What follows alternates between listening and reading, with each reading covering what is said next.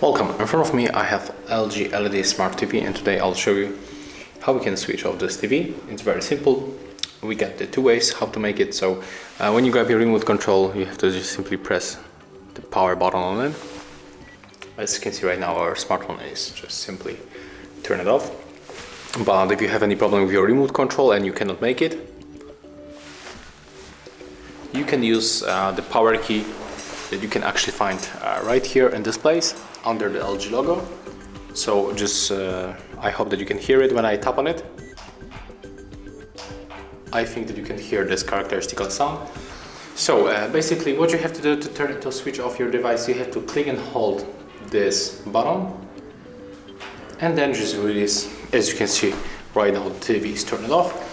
And to be honest, there is another way, the third way. You can just plug it to your cable from the electricity and it will be also turned off. So if you find this video helpful, remember to leave a like, comment and subscribe to our channel.